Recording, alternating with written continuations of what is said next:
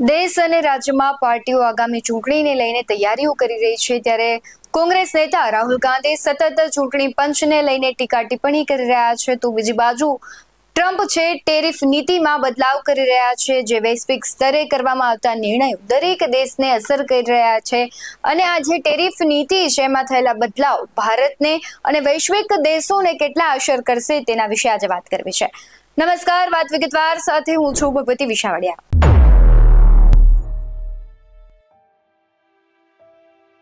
સૌથી પહેલા વાત કરીએ ચૂંટણી પંચ પર અત્યાર સુધીના જે કોંગ્રેસ દ્વારા આક્ષેપો કરવામાં આવ્યા છે એની, તો ભારતીય રાષ્ટ્રીય કોંગ્રેસ પાર્ટીએ ભારતના રાજકીય ઇતિહાસમાં એક મુખ્ય વિપક્ષી દળ તરીકે સમય પર ભારતીય ચૂંટણી પંચની કામગીરી અને નિષ્પક્ષતા પર ગંભીર આરોપો લગાવ્યા છે।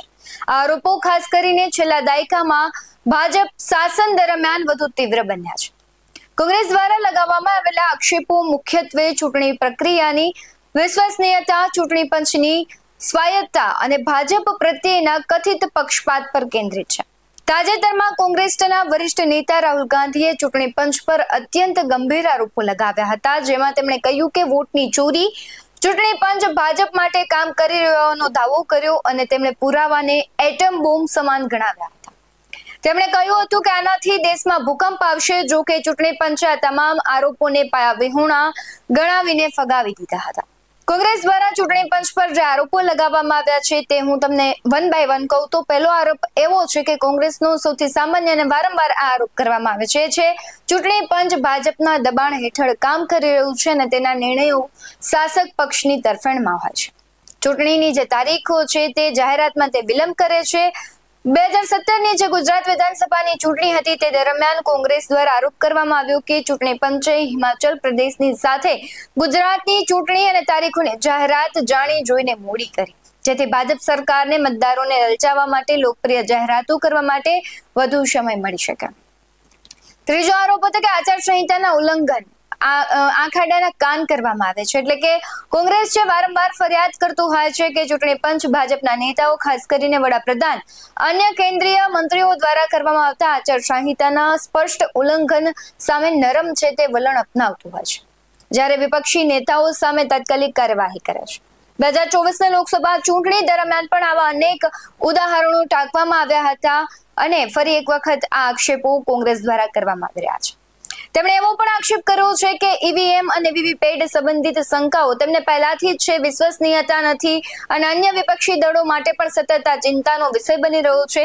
ઘણી વખત ઈવીએમ હેક થવાની અથવા તેની સાથે ચેનજાળા થવાની આશંકા તેઓ વ્યક્ત કરે છે, જો કે તેઓ આ દાવાઓને સાબિત કરવા માટે કોઈ નક્કર પુરાવા રજૂ કરી શક્યા નથી। વીવીપેટની વાત કરીએ તો જે વીવીપેટની સ્લીપ હોય છે તે 100% તેની ગણતરીની માંગ કરતો હોય છે। કોંગ્રેસ ચૂંટણી પ્રક્રિયામાં પારદર્શિતા વધારવા માટે કોંગ્રેસની સતત આ માંગ રહી છે કે વીવીપેટ એટલે કે water verified paper audit trail જે સ્લીપની જે ગણતરી કરવામાં આવે છે, જેની સામે ચૂંટણી પંચે વ્યવહારુ મુશ્કેલીઓ અને સમયનો વ્યય ગણાવીને અસમર્થતા દર્શાવી છે। કોંગ્રેસ આરોપ એવા પણ લગાવે છે કે જે મતદાર યાદીઓમાંથી તેમના સમર્થકોના નામ જાણી જોઈને દૂર કરવામાં આવે છે અને બોગસ મતદારોના નામ ઉમેરવામાં આવે છે। તાજેતરનો જે બિહારનો વિવાદ જોતા બિહારમાં મતદાર યાદીના વિશેષ સંક્ષિપ્ત પુનઃનિરીક્ષણ એટલે કે એસએસઆર ને લઈને મોટો વિવાદ થયો છે। કોંગ્રેસ અને અન્ય વિપક્ષી દળોએ આરોપ લગાવ્યો હતો કે આ પ્રક્રિયા લાખો લઘુમતી અને દલિત ઉમેદવારોને મતાધિકારથી વંચિત રાખવાનું ષડયંત્ર છે। આંકડા જાહેર કરવામાં વિલંબનો પણ આક્ષેપ કર્યો છે। 2024ની લોકસભા ચૂંટણી દરમિયાન કોંગ્રેસે મતદાનના આંકડા જાહેર કરવામાં થયેલા અસાધારણ વિલંબ પર સવાલો ઉઠાવ્યા હતા। અનેક સવાલો છે ત્યારે ચૂંટણી પંચે પણ આ આરોપને નકારી કાઢતા કહ્યું હતું કે ડેટાને કમ્પાઇલ કરવામાં સમય લાગે છે। ચૂંટણી પંચે મોટા ભાગે કોંગ્રેસ દ્વારા લગાવવામાં આવેલા આક્ષેપોને પાયાવિહોણા, દુર્ભાગ્યપૂર્ણ અને લોકતાંત્રિક સંસ્થાઓની વિશ્વસનીયતાને નબળી પાડવાનો પ્રયાસ ગણાવ્યો છે।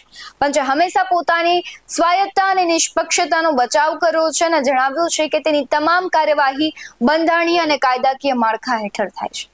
ઈવીએમ અને વીવીપેટ મુદ્દે પંચે વારંવાર સ્પષ્ટતા કરી છે કે આ મશીનો સંપૂર્ણપણે સુરક્ષિત છે, તેની સાથે ચેડા કરી નથી શકાતા। ત્યારે આ બધા જનો નિષ્કર્ષ એક જ વસ્તુ નીકળે છે કે કોંગ્રેસ અને ચૂંટણી પંચ વચ્ચેના જે આક્ષેપો અને પ્રતિ આક્ષેપોમાં ભારતીય લોકશાહીમાં એક ગંભીર ચર્ચાનો તે વિષય બને છે। જ્યાં કોંગ્રેસ ચૂંટણી પંચની નિષ્પક્ષતા પર સવાલ ઉઠાવી રહી છે, ત્યાં ચૂંટણી પંચ પોતાની બંધારણીય જવાબદારીઓનું પાલન કરવાનો દાવો કરી રહી છે। આ વિવાદોએ ચૂંટણી પ્રક્રિયામાં વધુ પારદર્શિતા અને જવાબદારીની જરૂરિયાતને ઉજાગર કરી છે. હવે સૌથી વધારે ચર્ચિત વાત કરવી છે ટ્રમ્પની જે ટેરિફ નીતિ છે તેની.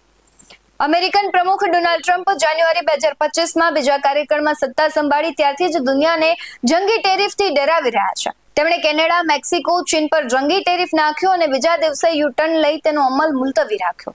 છેલ્લા 6 મહિનામાં અમેરિકન પ્રમુખ ડોનાલ્ડ ટ્રમ્પે 6 વખત અનેક દેશો પર વિવિધ ટેરિફની જાહેરાત કરી અને 6 વખત તેનો અમલ છે મોકૂફ રાખ્યો. ટ્રમ્પની છેલ્લી તારીખ પ્રમાણે 1 ઓગસ્ટથી અનેક દેશો પર રેસિપ્રોકલ ટેરિફનો અમલ થવાનો હતો, ત્યારે ટ્રમ્પે 31 જુલાઈએ ભારત પર 25% સહિત 71 દેશો પર 41% સુધીના ટેરિફ અંગે એક્ઝિક્યુટિવ આદેશો પર હસ્તાક્ષર પણ કરી લીધા હતા. પરંતુ 1 ઓગસ્ટના રોજ અમલ શરૂ થવાના કલાકો પહેલા જ તેણે 7 દિવસ માટે મુલતવી રાખ્યો. હવે સવાલ એ થાય કે ટ્રમ્પ ટેરિફથી આ અબજો ડોલરની કમાણી કરીને તેનું શું કરશે? ડોનાલ્ડ ટ્રમ્પ એક એવી યોજના પણ વિચારી રહ્યા છે જે અમેરિકન નાગરિકોને ખુશ કરી શકે છે. ત્યાંની એક સમાચાર એજન્સીએ જાણકારી આપી હતી કે જે દિવસે ભારતીય આયાત પર 25% અમેરિકન ટેરિફની જાહેરાત કરવામાં આવી તે જ દિવસે અમેરિકન પ્રમુખ ડોનાલ્ડ ટ્રમ્પે કહ્યું કે હું ટેરિફનો અમુક જેટલો હિસ્સો ડિવિડન્ડના રૂપમાં નાગરિકો સુધી પહોંચાડવા પર વિચારી શકું છું. આમ ડોનાલ્ડ ટ્રમ્પ નાગરિકોને આકર્ષવાનો પ્લાન બનાવી રહ્યા છે. ડિવિડન્ડ એટલે કે આવકનો અમુક હિસ્સો શેર હોલ્ડર્સ અથવા અન્ય લોકોમાં વહેંચવો. ડિવિડન્ડનો અર્થ અમેરિકા દ્વારા લાદવામાં આવેલા ટેરિફમાંથી થતી કમાણીનો કેટલોક હિસ્સો નાગરિકોને વહેંચવો. જો કે અત્યાર સુધી ટ્રમ્પે આ અંગે વધુ માહિતી નથી આપી. હવે એ જોવું છે કે કયા દેશો પર સૌથી વધુ ટેરિફ છે. ટ્રમ્પે બ્રિટન પર 15%, જાપાન પર 10% અને દક્ષિણ કોરિયા પર માત્ર 5% ટેરિફ લાદવા માંગ્યો છે. તો બીજી તરફ અમેરિકાએ ભારત પર 25% ટેરિફની જાહેરાત કરી છે, જે 7 ઓગસ્ટથી લાગુ થઈ શકે છે. આ ઉપરાંત ટ્રમ્પે કેનેડા પર 35%, બ્રાઝિલ પર 50%, સ્વિટ્ઝરલેન્ડ પર 39% અને તાઇવાન પર 20% ટેરિફની જાહેરાત કરી છે. આ બધામાં નોંધનીય બાબત છે કે ટ્રમ્પે આ દેશોને લઈને એક એક્ઝિક્યુટિવ ઓર્ડર પર હસ્તાક્ષર પણ કર્યા, જે હેઠળ 69 દેશો અને યુરોપિયન યુનિયનથી આવતા માલ પર નવા ઇમ્પોર્ટ ટેક્સ લગાવવામાં આવ્યા, જે 7 ઓગસ્ટથી લાગુ થશે. ઓર્ડર પ્રમાણે સિરિયા 41%ના દરે સૌથી વધુ ટેરિફ લાદનારા દેશોની યાદીમાં ટોપ પર છે. ત્યારબાદ લાઓસ અને મ્યાનમાર 40% અને ઈરાક અને સર્બિયા 35% ટેરિફ લગાવવામાં આવ્યું છે. ટ્રમ્પે ચીન પર 145% ટેરિફ છે તે વધાર્યો, પરંતુ પછી વાતચીત આગળ વધી અને બંને દેશો એકબીજા પર ટેરિફ ઘટાડવા રાજી થયા. જો કે આ બંને વચ્ચે હજુ કોઈ સમજોતો નથી થઈ શક્યો. અમેરિકન અધિકારીઓનું એવું પણ કહેવું છે કે તેઓ એક સારા વેપાર કરાર પર વિચાર કરી રહ્યા છે અને અમેરિકન નાણામંત્રી સ્કોટ બેસ્ટને તાજેતરમાં જ આ અંગે માહિતી આપી હતી.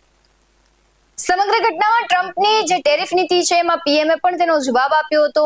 અમેરિકન રાષ્ટ્રપતિ ડોનાલ્ડ ટ્રમ્પે થોડા દિવસો પહેલા જ ભારતની અર્થવ્યવસ્થાને ડેટ ઇકોનોમી ગણાવી. તેમની આ ટિપ્પણીના જવાબમાં વડાપ્રધાન નરેન્દ્ર મોદીએ વારાણસીથી કડક સંદેશો આપ્યો અને કહ્યું હતું કે ભારત હવે દુનિયાની ત્રીજી સૌથી મોટી અર્થવ્યવસ્થા બનવાના પથ પર છે. પીએમ મોદીએ દેશવાસીઓને સ્વદેશી અપનાવવાનો સંકલ્પ લેવા પ્રેરિત કર્યા અને કહ્યું કે હવે સમય આવી ગયો છે કે દરેક ભારતીય દરેક ખરીદીમાં દેશહિતને પ્રાથમિકતા આપવી. વડાપ્રધાને સ્પષ્ટ શબ્દોમાં કહ્યું કે હવે ભારત પણ દરેક વસ્તુની પરીક્ષા માટે ફક્ત એક જ તરાજુ વાપરશે, એટલે કે ભારતમાં બનેલી વસ્તુઓ. તેમણે કહ્યું કે હવે સમય આવી ગયો જ્યારે દેશના દરેક નાગરિક, દરેક દુકાનદાર અને દરેક ઉપભોક્તાએ આ મંત્ર અપનાવવો કે અમે ફક્ત એટલું જ ખરીદીશું જે ભારતમાં બન્યું હોય, જેને ભારતીય હાથોએ ઘડવામાં આવ્યું હોય અને જેમાં આપણા દેશનું પરિશ્રમ હોય. વૈશ્વિક અસ્થિરતાના સમયમાં ભારતની ત્રીજી મોટી અર્થવ્યવસ્થા બનાવવાની દિશામાં ફક્ત સરકારની જ નહીં પરંતુ દરેક ભારતવાસીની જવાબદારી છે. વડાપ્રધાને કહ્યું હતું કે આજે દુનિયાની અર્થવ્યવસ્થા ઘણી આશંકાઓથી પસાર થઈ રહી છે. અસ્થિરતાનું વાતાવરણ છે અને આવા સમયમાં દુનિયાના દેશો પોતપોતાના હિતો પર ધ્યાન કેન્દ્રિત કરી રહ્યા છે. ભારત પણ દુનિયાની ત્રીજી મોટી અર્થવ્યવસ્થા બનવા જઈ રહ્યું છે, તેથી ભારતને પણ પોતાના આર્થિક હિતો માટે સજાગ રહેવું પડશે. ભારતે પણ પોતાના ખિસ્સાનો, લઘુ ઉદ્યોગો, યુવાનો અને રોજગારી જેવા મુદ્દાઓને પ્રાથમિકતા આપવી જોઈએ. ભારતને હવે સજાગ રહેવું પડશે. કઈ વસ્તુ ખરીદવી હોય તો તેના માટે ફક્ત એક તરાજુ હશે, તેનો જ ઉપયોગ કરવો પડશે જે ભારતીય કૌશલ્યથી અને ભારતીય હાથોથી બની હોય, એટલે જ આપણા માટે અસલી સ્વદેશી છે. આ સંકલ્પને ફક્ત સરકાર કે રાજકીય દળો સુધી મર્યાદિત ન રાખીએ અને નાગરિકની જવાબદારી ગણાવી છે. સરકાર આ દિશામાં દરેક પ્રયાસ કરી રહ્યું છે તેવું પણ કહ્યું, પરંતુ દેશના નાગરિક તરીકે આપણા કેટલાક દાયિત્વ છે અને આ વાત ફક્ત મોદી નહીં પરંતુ હિન્દુસ્તાનના દરેક વ્યક્તિને દરેક પળે બોલતી રહેવી જોઈએ, બીજાને કહેતી રહેવી જોઈએ. જે દેશનું ભલું ઈચ્છે છે તે દેશને ત્રીજા નંબરની અર્થવ્યવસ્થા બનાવવા ઈચ્છે છે. તેને પોતાનો સંકોચ દૂર કરીને દેશહિતમાં દરેક પળે દેશવાસીઓના મનમાં એક ભાવ જાગૃત કરવો પડશે. એટલે કે અમે સ્વદેશીને અપનાવીએ. મોદીએ સ્પષ્ટ કર્યું છે કે વોકલ ફોર લોકલ અને મેક ઇન ઇન્ડિયાને હવે ફક્ત નારું નહીં પરંતુ જીવનનો અંગત એક અંગ બનાવવું પડશે. વડાપ્રધાને દેશના જે લોકો છે તેને એક અપીલ કરી છે કે વોકલ ફોર લોકલ છે. આ બધાને આપણે કહેવાય છે કે ઉપયોગ કરીએ, આપણા દેશમાંથી જ આપણે ખરીદી કરીએ. ત્યારે વડાપ્રધાને દેશના વેપારીઓને ઉદ્યોગ જગત પાસેથી ખાસ અપીલ તેમને કરી છે અને કહ્યું છે કે હવે સમય આવી ગયો છે, હવે ભારતીય વસ્તુ છે તેનો ઉપયોગ કરીએ, સ્વદેશી અપનાવીએ. આમ તો ઘણા સમયથી પ્રધાનમંત્રી મોદી છે તે સ્વદેશીની વાત કરી રહ્યા છે. પીએમ મોદીનું જે ખાસ આ નિવેદન છે એવા સમય આવ્યું છે કે જ્યારે વૈશ્વિક વેપારી દબાણ, રશિયા અને યુક્રેનનું યુદ્ધ, ચીનથી આયાત પર ચર્ચા અને અમેરિકાની ટેરિફ પોલિસી જેવા મુદ્દા આંતરરાષ્ટ્રીય મંચ ઉપર ચર્ચાનો ખૂબ મોટો વિષય બન્યા છે. તમને શું લાગી રહ્યું છે તે કમેન્ટ બોક્સમાં જરૂરથી જણાવજો. હાલ વાત વિગતવારમાં બસ આટલું જ. આવા જ વધુ અહેવાલો સાથે ફરી મળતા રહીશું. તમે અમારી યુટ્યુબ ચેનલને સબસ્ક્રાઇબ કરવાનું, અમને ફેસબુક અને ઇન્સ્ટાગ્રામ પર ફોલો કરવાનું ભૂલશો નહીં. બાકી અમને અપડેટ્સ મેળવવા માટે જોતા રહો BS9 TV ન્યૂઝ. નમસ્કાર.